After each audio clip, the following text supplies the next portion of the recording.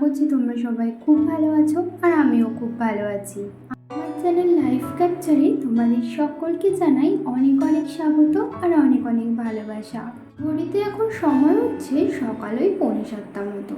ঘুম থেকে উঠলাম এই মাত্র। ঘুম থেকে উঠেই না সবার প্রথমে কালকের যেই জামা কাপড়গুলো ছিল, মানে কালকে তো বৃষ্টি হয়েছিল আর সারাদিন মেঘলা করেছিল বলে জামা কাপড়গুলো শুকিয়েছিল না, তো সেগুলোই না রাত্রেবেলা আমি শোয়ার আগে ওই মশারির উপর দিয়ে দিয়েছিলাম। তো সারা রাত পাখায় হাওয়ায় প্রায় শুকিয়ে গেছে বললেই চলে। তাও এখন একটুখানি বাইরে একটু হালকা হালকা রোদ বেরিয়েছে, তো তাই একটু বাইরে মেলে দিলাম। তো একটু রোদ খাক, তারপরে আবার ঘরে নিলে ভাঁজ করে রেখে দেবো। তো তারপরে সমস্ত ঘর উঠান সিঁড়িটা ঝাড় দিয়ে নিলাম, তোমরা তো দেখতেই পেলে। এখন আমি ঘরটা মুছে নিচ্ছি। প্রায় ঘর মোছা হয়েই গেছে। ঘরটা মোছার পর এই তো ঘরের সামনেটা মুছে নিব। তারপরে ঘরের সামনেটা মানে ওই উঠান মতো যে জায়গাটা আছে সেখানটা একটু জল দিয়ে ধুয়ে চলে যাব জামা কাপড় ধুতে। জামা কাপড় ধুয়ে স্নান করে চলে আসবো। চলে আসলাম জামা কাপড় কাচতে। আর আমার ছেলে তো এখনও ঘুম থেকে উঠিনি, ও এখনও ঘুমাচ্ছে। এখন যেহেতু একটু ঠান্ডা ঠান্ডা ওয়েদার না, মানে ঠান্ডা ঠান্ডা বলতে বাইরে যেহেতু একটু মাঝে মাঝে বৃষ্টি হয়, তো ভোরের দিকে না ঠান্ডা ঠান্ডা লাগে। তো সেই কারণে না ওই ঠান্ডা ঠান্ডা ওয়েদার পেয়ে আমার ছেলে বেশ ভালোই ঘুমায়, একটু বেলা করেই ঘুমায়, 8:30 9টা নাগাদ ও ঘুম থেকে ওঠে। সমস্ত কাজবাজ সেরে স্নানও করা হয়ে গেছে। তারপরে দেখো আমি চলে আসলাম উপরে। আর উপরে এসে দেখছি যে মা রান্নাও বসিয়ে দিয়েছে। আর এদিকে তো আমার ছেলেও ঘুম থেকে উঠে গেছে, তো সেই কারণে ওকে ব্রাশ করাবো। আর ও না ব্রাশ একেবারে করতেই চায় না, মানে ও একা একা ব্রাশ করতে চায়। একা একা কি ও ব্রাশ করতে পারে? মানে আমি যে মাজিয়ে দেবো ও আমাকে মাজাতেই দেয় না। এই যে দেখো আমি বলছি আমি মাজিয়ে দিই, ও কিছুতেই মাজাতে দেবে না। দেখো পুরো গা হাত পা শক্ত করে রেখে দিয়েছে, মুখ খুলছেই না। ওই দেখো দৌড়ে পালিয়ে গেল। আর এবার দেখো জোর করে ও নিল ব্রাশটা নিয়ে, এই যে দাঁতে তো মাজবে না, ওই যে জিভের মানে ঠেকাবে, জিভের মধ্যে করবে, মাজতে তো পারে না তাও মাজবে। আমি হাত দিয়ে যতটা সম্ভব ওর দাঁতটা মাজিয়ে দেবার চেষ্টা করি, তার কারণ হচ্ছে ও ব্রাশ দিয়েও একেবারেই দাঁত মাজতে চায় না।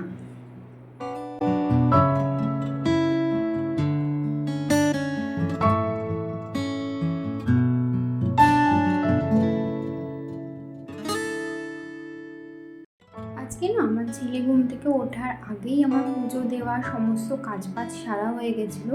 আর আজকে যেহেতু নিরামিষ, রান্নাবান্নার সেরকম চাপও ছিল না, মারও এদিকে রান্নাবান্নার সব হয়ে গেছে। তো আজকে ভাবলাম একটু শোকেসটা পরিষ্কার করি। আর শোকেসটার অবস্থাটা না খুবই খারাপ হয়েছিল, তোমাদের তো দেখার আমি, মানে খুবই খারাপ বলতে মানে খুবই খারাপ হয়েছিল। আমার শোকেস আগে এরকম থাকতোই না, আমি রোজ দিন পরিষ্কার করতাম। মানে রোজ দিন যে টুকটাক মানে ওলট পালট হতো সেটা রোজ দিনই গুছিয়ে নিতাম। কিন্তু এখন এই যে আমার ছেলে হওয়ার পর না প্রায় সময়ই আমার শোকেস এরকম হয়ে থাকে, কারণ আমি রোজ দিন গোছানোর সেরকম টাইমও পাই না। তো সেই কারণেই একটু একটু অগোছালো হতে হতে একবারে জঙ্গলের মতো হয়ে যায়। তো এইবারও তাই সেম অবস্থাই হয়েছিল। আর যখনই গুছাই তখনই মনে করি আর এরকম করব না, মানে যেই জিনিসটা যেখান দিয়ে নেবো সেখানেই রাখবো, তাহলে আর ওলট পালট হবে না। কিন্তু ওই তো মানে যখন তাড়াহুড়ো করে ধরো কোথাও যাব, সেই টাইমে একটা জিনিস নিতে গিয়ে আরেকটা জিনিস বার করা হয়ে যায়, তারপরে সেটা আর গুছিয়ে রাখার সময় হয়ে ওঠে না। এই করে করে শোকেসটা আবার অগোছালো হয়ে যায়। তো দেখো সব জিনিসটা আমি আগে শোকেস থেকে নামিয়ে নিলাম, শোকেসের উপরের তাক থেকে, তারপরে সমস্ত কিছু মুছে তারপরে ভালো করে ওখানে রেখেছি।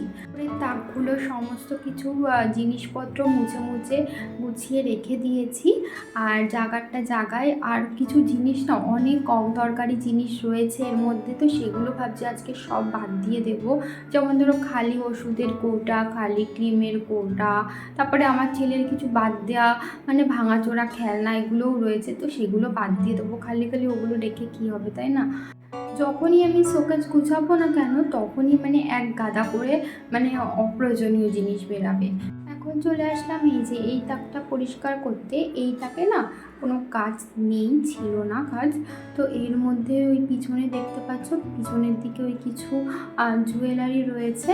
আর মানে আমার শাশুড়ি মায়ের কিছু জুয়েলারি রয়েছে ইমিটেশনের।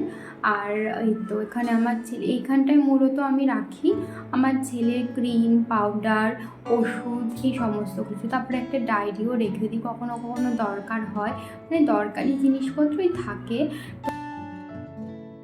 তারপরে দেখো চলে আসলাম নিচের তাকে। এই নিচের তাকটায় না মানে খুব যেগুলো সবসময় দরকার হয় না সেই জিনিসপত্রই রাখি, যেমন ধরো এক্সট্রা আলতা, এক্সট্রা সিঁদুর, তারপরে তো কিছু বই যেগুলো খুব একটা দরকারে পড়ে না, তারপরে কিছু এক্সট্রা চার্জার, এই সমস্তই টুকিটাকি জিনিস রাখি। তারপর আমার মেকআপের কিছু জিনিসপত্র থাকে।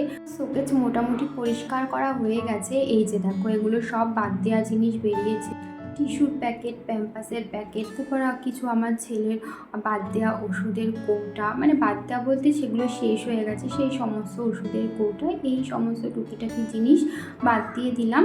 আর এখানে দেখো চলে আসলাম এই বাক্সটার উপরটা পরিষ্কার করতে। বাক্সটার উপরটা কয়েকদিন আগেই পরিষ্কার করেছিলাম, তখন না এই যে বাক্সের উপরে যে চাদরটা পেতে রাখি ওইটা কেচে দিয়েছিলাম, তো সেইটা পাতার জন্যই এগুলো আবার সমস্তটা নিচে নামিয়ে নিয়েছিলাম। এখন চাদরটা ভালো করে পেতে আবার ওই জিনিসগুলো যা এখানে যেটা ছিল সেটা সেখানে রেখে দিলাম। আর এই পুতুলগুলো না রাখার আমি জায়গাই পাচ্ছিলাম না, ভাবছিলাম যে কোথায় রাখবো। তখন হট করে চোখে পড়লো যে বাক্সটার উপরেই সুন্দর করে সাজিয়ে রাখলে ভালো লাগবে, তো সেই কারণেই পুতুলগুলো বাক্সটার উপরেই সুন্দর করে সাজিয়ে রেখেছি। আর আমার ছেলে না ওই পুতুলগুলো নিয়ে বেশি একটা খেলা করে না, ও বেশিরভাগ ওই গাড়ি নিয়েই খেলা করে। তারপরে দেখো ওকে এদিকে এই খেলনা দিয়েছিলাম, আমার ছেলে এদিকে খেলনা নিয়ে খেলা করছিল আর আমি ওইদিকে ওই শোকেস গোছানোর কাজগুলো করছিলাম। তো ওইদিকে তো আমার কাজ করা প্রায় হয়ে গেছে, শোকেস গোছানো, সেই জন্য এই যে ওর খেলনাগুলো সমস্তটা গুছিয়ে রাখছি, কারণ এই ঘরটা এবার আমি ঝাড় দেবো। শোকেস গোছাতে গিয়ে তো অনেকটাই ধুলোবালি পড়েছে নিচে, সকালে যদিও ঘর ঝাড় দিয়ে মুছেছি, তো সেই কারণে আর একবার ঘরটা একটু ঝাড় দিয়ে দেবো।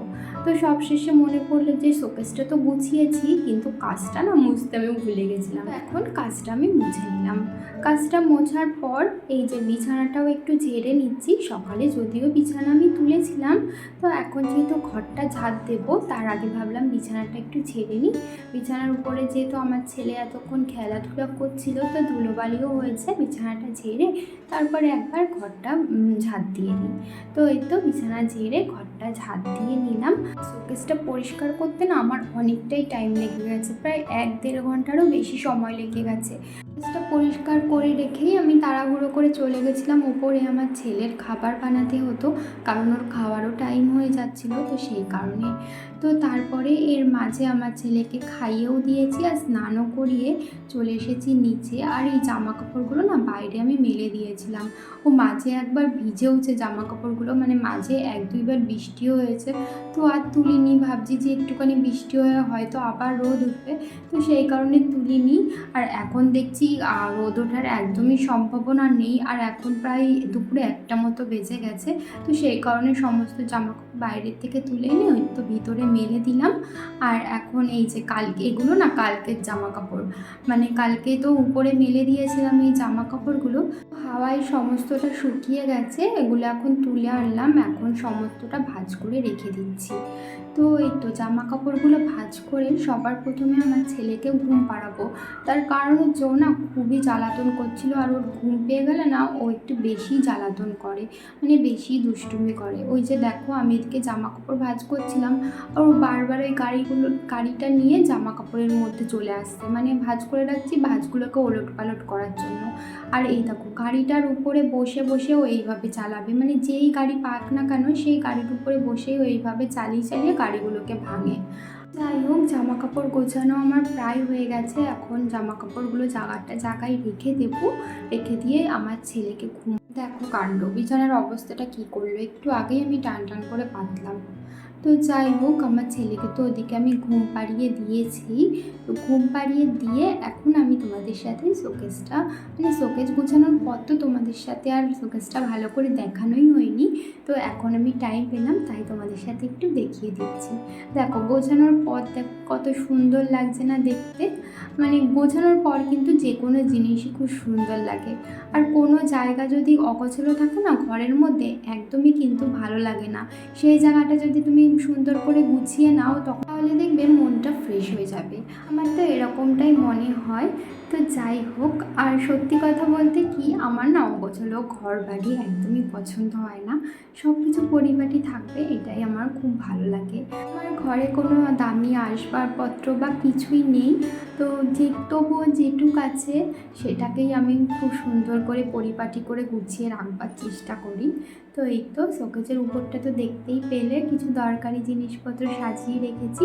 আর এই কাজটার মধ্যে আমি মূলত রাখি আমার নেল পালিশ, লিপস্টিক, কাজল, চিরুনি, তারপরে কিছু শোপিস, কিছু জুয়েলারি। আর এইসবের পিছনেই কিছু কাপ প্লেটও রয়েছে, সেগুলো নেল পালিশের কৌটায় সমস্ত কিছুতে ঢাকাই পড়ে গেছে, পিছনে রয়েছে।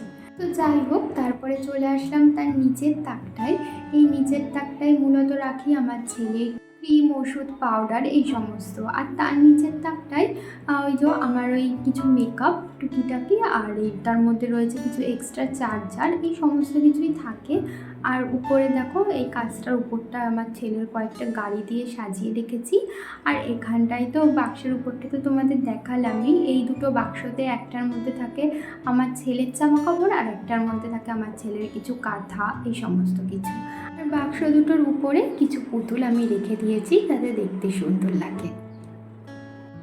তখন তো দেখলেই যে জামা কাপড় ভাঁজ করছিলাম, তার মধ্যেও না এই যে মোটা মোটা যে প্যান্টগুলো দেখছো, এই প্যান্টগুলো না পুরোপুরি শুকায়নি। মানে কোমরের দিকটাই হালকা হালকা ভিজা ছিল, তাই আমি ওগুলো জানলায় মেলে দিলাম। পাখার হাওয়ায় যেটুক ভিজা আছে ওগুলো শুকিয়ে যাবে। তো এখন হয়ে গেছে সন্ধ্যাবেলা, আর সন্ধ্যাবেলায় রোজ দিনের মতো আমার ছেলেকে নিয়ে বসেছি একটু পড়াতে। আর এতক্ষণও চুপটি করেই পড়ছিল। হট করে আমার মানে অনেকক্ষণ পড়েছে তো আর ভালো লাগলো না, মানে বেশিক্ষণ পড়তে আবার ওর ভালো লাগে না। তো ওর ইচ্ছা হলো না, এখন আমার হাত থেকে বই নিয়ে চলে গেছে ওখানে, ও একা একা পড়বে, তো সেই কারণে এই সব কিছু ও একা একা করতে চাই। ও দাঁত মাজবে একা একা, ও বই পড়বে একা একা, ও খাবে একা একা, স্নান করবে একা একা, সবও একা একা করতে চায়। তো তারপরে দেখো বই টই পড়ার পর এখন বাটিতে একটুখানি মুড়ি দিয়েছি, তাও বসে বসে মুড়ি খাচ্ছে।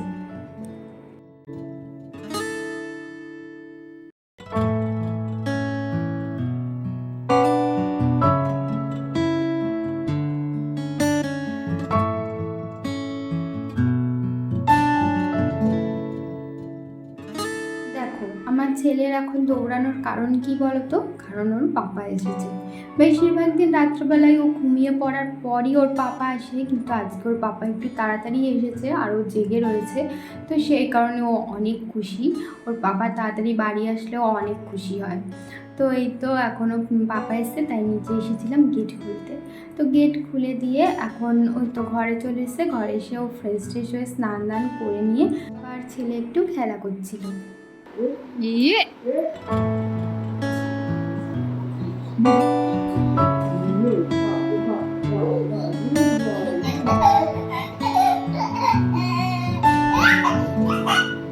বন্ধুরা, আজকের ভিডিওটা এই পর্যন্তই। আবারও দেখা হবে নতুন ভিডিও নিয়ে। ততক্ষণের জন্য তোমরা ভালো থেকো, সুস্থ থেকো, সাবধানে থেকো, আর আমার পাশে থেকো। আর ভিডিওটি যদি তোমাদের ভালো লেগে থাকে একটা লাইক করতে পারো, আর কমেন্ট করে জানাতে পারো আমার ভিডিওটি তোমাদের কেমন লাগলো। আর চ্যানেলটিকে সাবস্ক্রাইব করে রাখতে পারো এরকম নতুন নতুন ডেইলি ব্লগ রোজ দিন দেখবার জন্য।